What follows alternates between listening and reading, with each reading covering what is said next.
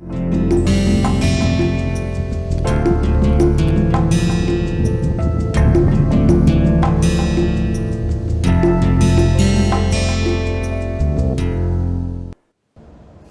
है आपका इस कोर्स के दूसरे चैप्टर में। इस चैप्टर में हम demand, supply and market equilibrium को समझेंगे। हम डिमांड को हिंदी में मांग, सप्लाई को पूर्ति और मार्केट इक्विलिब्रियम को बाजार संतुलन कहते हैं। तो ये चैप्टर में हम क्या क्या करेंगे, इससे पहले एक बार जस्ट हम क्विकली ये देखें कि हमने प्रीवियस चैप्टर में क्या पढ़ा है। प्रीवियस चैप्टर की शुरुआत हमने इकोनॉमिक्स के परिभाषा से करी थी। इकोनॉमिक्स परिभाषा में सीमित विशेष शब्दों के बारे में हमने अच्छे से समझा था। हम ये समझने का प्रयास किए थे कि माइक्रो इकोनॉमिक्स और मैक्रो इकोनॉमिक्स में क्या डिफरेंस है और इकोनॉमिक्स के क्या क्या ब्रांचेज हैं। हम positive economics and normative economics के बारे में भी समझने का प्रयास किए थे। और हमने ये भी देखा था कि इकोनॉमिक्स में कौन से मैथमेटिकल टूल्स यूज होते हैं, optimization, equilibrium as well as comparative statics. इस चैप्टर में हम देखेंगे demand, supply and market equilibrium में हम तीनों चीज़ों का उपयोग करेंगे, optimization, equilibrium as well as comparative statics. ये हम देखेंगे। तो आइए हम इस चैप्टर की शुरुआत करते हैं। इस चैप्टर की शुरुआत एक कहानी से करते हैं जो कि रोमन एम्पायर के एक राजा की थी, एम्परर की थी। वो 302 AD में एक एम्परर थे, वहाँ पे उनका नाम था डायोक्लेशियन।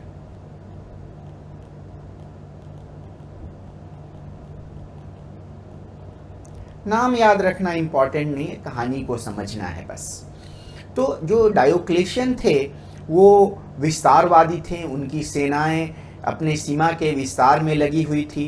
तो उनकी सेना दूसरे जगहों पे युद्ध करने के लिए जाती थी।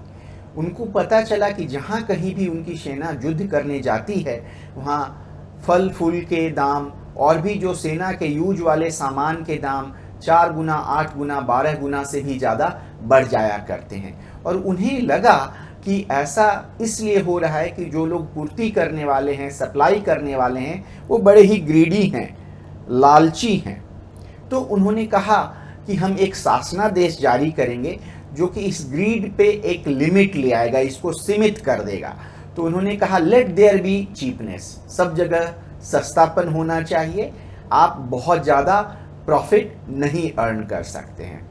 इस चैप्टर में हम एक अल्टरनेटिव एक्सप्लेनेशन भी देखेंगे, वैकल्पिक स्पष्टीकरण हमें मिलेगा डिमांड सप्लाई के द्वारा कि प्राइस बढ़ने का कुछ और भी कारण हो सकता है और वो बड़ा ही नॉर्मल है, ये ग्रीड की वजह से नहीं है। हम ये कहने का प्रयास नहीं कर रहे हैं कि ग्रीड कारण नहीं हो सकता है ग्रीड भी कारण हो, पर दूसरा एक इकोनॉमिक कारण भी है जो कि हम इस चैप्टर में समझने का प्रयास करेंगे। आइए आगे आते हैं, देखते हैं, सीज़न की बात करते हैं। आम का सीज़न है। जब आम का सीज़न आता है तो आम का प्राइस कम हो जाता है धीरे धीरे। आजकल मॉल में, बड़े बड़े शहरों में आम सालों भर आपको मिल जाएगा, पर बहुत ही ज़्यादा मूल्य पे मिलेगा। जैसे ही आम का सीज़न आता है आम का प्राइस घटना शुरू हो जाता है और जैसे सीज़न जाने लगता है आम का प्राइस फिर बढ़ने लगता है। लेकिन अगर हम रूम्स की बात करेंगे शिमला में या किसी टूरिस्ट प्लेस पे, तो जब टूरिज्म का सीज़न होता है शिमला में तो रूम रेंट वहाँ पे बढ़ जाया करता है। अगर आउट ऑफ सीज़न आप किसी टूरिस्टी प्लेस पे जाके देखें तो रूम कम रेंट में अवेलेबल होता है। तो ऐसा क्यों होता है कि आम का प्राइस घट जाता है और रूम का प्राइस बढ़ जाता है? इन चीज़ों को हम समझने का प्रयास करेंगे। हम अक्सर न्यूज़पेपर के माध्यम से पढ़ते हैं, सुनते हैं, जानते हैं कि सरकार एक कर लगाने वाली है, टैक्स लगाने वाली है किसी पदार्थ पे, किसी वस्तु पे। तो टिपिकली जब सरकार कहती है कि कंज्यूमर को टैक्स देना होगा तो कंज्यूमर्स दुखी होते हैं, प्रोड्यूसर को लगता है अच्छा कोई बात नहीं। अगर सरकार प्रोड्यूसर पे टैक्स लगाती है, उत्पादकर्ता पे टैक्स लगाती है, तो प्रोड्यूसर्स को लगता है कि उनका हार्म होने वाला है। क्या ऐसा है? इस चैप्टर में हम समझने की प्रयास करेंगे कि लीगल इंसिडेंस और इकोनॉमिक इंसिडेंस, मतलब लीगली जिस पे टैक्स लगाया जाता है और इकोनॉमिकली किसको टैक्स देना पड़ता है, क्या दोनों सेम हैं या अलग अलग है? इन चीज़ों को हम समझने का प्रयास इस चैप्टर में करेंगे। तो आइए देखते हैं कौन कौन से टॉपिक इस चैप्टर में हम स्टडी करने वाले हैं। तो पहला टॉपिक जो है वो है डिमांड। इसको जो है हम लोग मांग कहते हैं हिंदी में। दूसरा टॉपिक जो है वो है सप्लाई।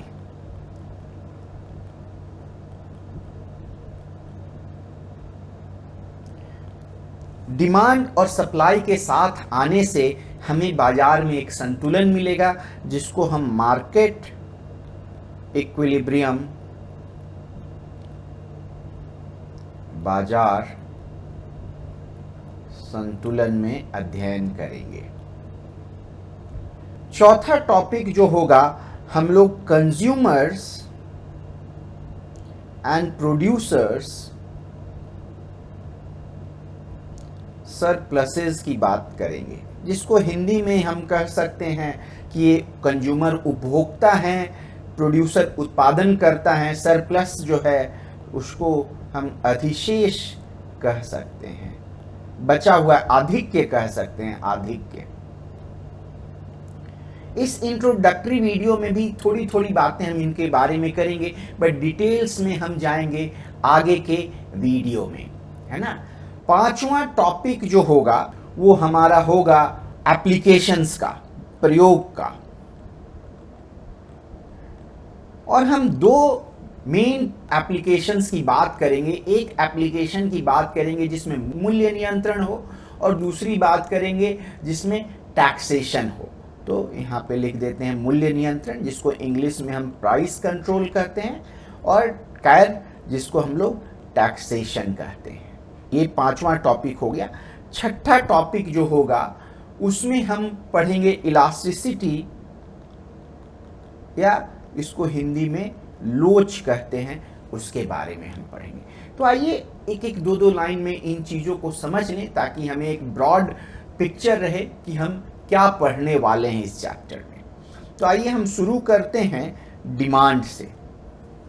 मांग क्या है कि अगर हम बाजार जाते हैं, बाजार में अगर जैसे हम आम का कोई प्राइस देखते हैं, तो उस प्राइस में हम कितनी आम खरीदने वाले हैं, और अगर प्राइस बदल जाता है तो कितनी आम खरीदेंगे।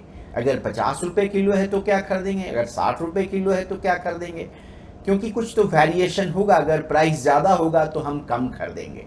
तो अगर ये बात हम समझ जाए कि जैसे जैसे मूल्य बढ़ता है हमारी मांगी गई मात्रा में कमी होती है, तो हम डिमांड को समझ जाएंगे, बेसिक चीज़ समझ जाएंगे। हम देखेंगे कि डिमांड जो है एक डाउनवर्ड स्लोपिंग कर्व है। Q जो है मात्रा बता रहा है, P जो है सो पर यूनिट प्राइस बता रहा है। तो X एक्सिस पे हमारा Q है एंड Y एक्सिस पे P है। हम जब मांग के बारे में डिटेल में पढ़ेंगे तो इस चीज़ को एक बार फिर स्पष्ट करेंगे। कुछ रिपीटेशन होगा, बट रिपीटेशन हमेशा हेल्प करता है।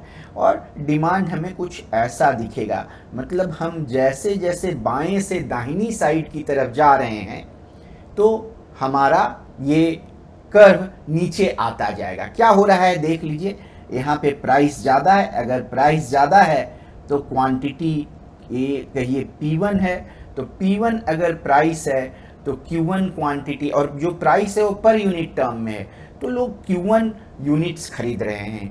अगर P2 प्राइस है तो Q2 यूनिट्स खरीद रहे हैं। तो हम क्या देखते हैं कि अगर P1 P2 से बड़ा है तो Q1 Q2 से छोटा होगा। ये हमें डिमांड में देखने को मिलेगा। ऐसा क्यों होता है, क्या होता है, ये डिटेल में हम आगे के वीडियोस में सीखेंगे। हम कलर चेंज कर लेते हैं ताकि डिमांड सप्लाई दूसरे कलर में दिखे। ये ग्रीन कलर में होगा। सप्लाई एक अपवर्ड स्लोपिंग कर्व है। अगेन हम Y एक्सिस पे P को रखते हैं, X एक्सिस पे Q को रखते हैं। ये ऊपर जाता, जैसे जैसे हम बाईं से दाहिनी डायरेक्शन में बढ़ेंगे तो हम देखेंगे कि क्वांटिटी सप्लाइड बढ़ती जाएगी, मात्रा जो है सो बढ़ेगी। यहाँ क्या हो रहा है, अगर हम फिर देखें P1 Q1 और ये है Q2 और ये है P2। सो अगर P2 P1 से ज़्यादा है तो Q2 भी Q1 से ज़्यादा होगा। जाहिर सी बात है कि एक सप्लायर अगर मार्केट में उसका प्रोडक्ट आम जो है 50 रुपये किलो अगर बिक रहा है और वो 10 किलो आम बेचने को तैयार है, तो 60 रुपये किलो हो जाएगा आम, तो ऑफ कोर्स 10 और 10 से ज़्यादा बेचने को तैयार होगा, कम तो नहीं ही करेगा। इस चीज़ को हम लोग पूर्ति में देखेंगे। अब तीसरा कलर ले लें, रेड, जो कि हमें बाजार के लिए आएगा। हम वहाँ देखेंगे कि अगेन एक्स एक्सिस पे Q है और वाई एक्सिस पे P है। तो अगर हम दोनों कर्व को साथ में ले आएं, ये रहा आपका डिमांड कर्व, ये रहा आपका सप्लाई कर्व, तो ये जो है एक तरह का इक्विलिब्रियम है। इसको हम लोग P स्टार Q स्टार से डिनोट करेंगे। यहाँ पे क्या हो रहा है कि P स्टार एक ऐसा प्राइस है जहाँ पे क्वांटिटी डिमांडेड, जो लोग उपभोक्ता जितनी क्वांटिटी जितनी मात्रा खरीदना चाहते हैं, उत्पादक उतनी ही मात्रा बेचना चाहते हैं। तो quantity demanded is equal to quantity supplied, है ना। तो एक ये इक्विलिब्रियम हो जाता है। अगेन इस इक्विलिब्रियम को हम डिटेल में जैसे जैसे आगे बढ़ेंगे वैसे वैसे और इसको समझेंगे। आप यहाँ देखिए, ये जो है किसी कंज्यूमर का ऑप्टिमाइजेशन से आएगा, ये जो है सो किसी प्रोड्यूसर के ऑप्टिमाइजेशन से आएगा, और यहाँ पे हमारा इक्विलिब्रियम स्टडी हो रहा है। हम कंपैरेटिव स्टैटिक्स भी करेंगे। किसी कारण से हम देखेंगे कि अगर डिमांड कर्व चेंज हो जाए तो अब एक नया इक्विलिब्रियम आ जाएगा जो कि यहाँ है। तो इस बिंदु और इस बिंदु का कंपैरिजन होगा, वो हम लोग कंपैरेटिव स्टैटिक्स में करेंगे। आइए आते हैं इसी तरह से 2-3 लाइन में कंज्यूमर्स एंड प्रोड्यूसर सरप्लस को समझने की कोशिश करें। मैंने जैसे ये चश्मा पहन रखा है और मार्केट प्राइस को भूल जाइए कुछ देर के लिए, क्योंकि हाई पावर का चश्मा है, मुझे बिना चश्मा के अच्छी तरह से दिखेगा नहीं, तो मैं अपनी पहले चश्मे के लिए बहुत हाई प्राइस पे करने के लिए देने के लिए तैयार रहूँगा, क्योंकि इससे मुझे बहुत वैल्यू मिलता है। तो 10,000, 20,000, 25,000 रुपये भी मैं दे सकता हूँ, क्योंकि बिना चश्मा का देख पाना बड़ा ही मुश्किल होगा। लेकिन अगर मैं चश्मा मार्केट में ख़रीदने जाता हूँ, कहीं ये चश्मा 2,000 रुपये में आता है, तो मैं दे सकता था, इतनी मुझे बेनिफिट मिल रही है कि मैं 25,000 दे सकता था। और 25,000 दे सकता था, इसका क्या मतलब है? पहले भी मेरी बात हुई थी कि इकोनॉमिक्स में हर चीज़ का हम एक मूल्य लगाने का प्रयास करते हैं। तो 25,000 एक ऐसा प्राइस है, उस प्राइस पे हम चश्मा खरीदें या ना खरीदें हम इनडिफरेंट हैं। अगर 25,000 से ज़्यादा होता तो चश्मा से जो मुझे लाभ मिलता वो परहैप्स चश्मा खरीदने के लिए मुझे प्रेरित नहीं करता। अगर 25,000 से कम होता तो चश्मा मैं ज़रूर खरीदता, क्योंकि हमारा बेनिफिट इस चश्मे से 25,000 का है। लेकिन मैं 2,000 पे खरीद रहा हूँ, तो 25,000 मेरा वैल्यू है और मैं दे रहा हूँ 2,000, तो इसमें 23,000 का आधिक्य है, अधिशेष है। इसी को हम सरप्लस कहते हैं।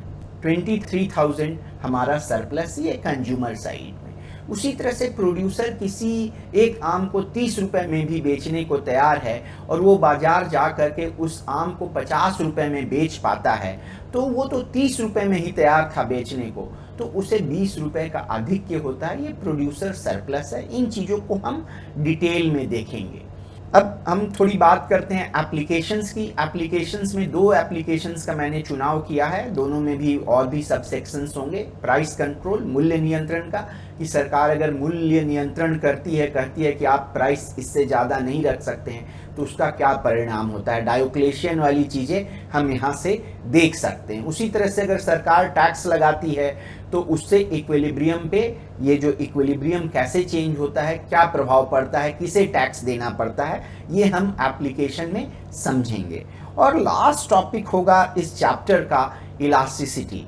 हम इंटरेस्टेड रहते हैं कि अगर प्राइस बदले, किसी चीज़ का मूल्य बदले, तो खरीदी जाने वाली मात्रा में कैसे कमी होती है, उसको हम इलास्टिसिटी में अध्ययन करते हैं। बट वो अध्ययन एक विशेष तरीके से होता है, क्योंकि अगर हम किलोग्राम में मेजर करें या ग्राम में मेजर करें तो बड़ा डिफरेंट रिजल्ट आ जाएगा। तो हम इसको यूनिट फ्री बनाने की कोशिश करते हैं। तो हम करते हैं कि प्रोपोर्शनल चेंज, अनुपातिक बदलाव जो है मात्रा में कितना होता है जब हम एक अनुपातिक बदलाव मूल्य में लाते हैं, तो उसका अध्ययन हम इलास्टिसिटी में करेंगे और भी डिफरेंट तरह की इलास्टिसिटी हम इस चैप्टर में देखेंगे। एक और चीज़ हम करना चाहेंगे, मांग और पूर्ति के पढ़ने से पहले हम पढ़ेंगे थोड़े मैथमेटिकल टेक्निक को। तो एक हमारा छोटा सा वीडियो होगा अगला, जिसमें हम इस मैथमेटिकल टेक्निक को देखेंगे।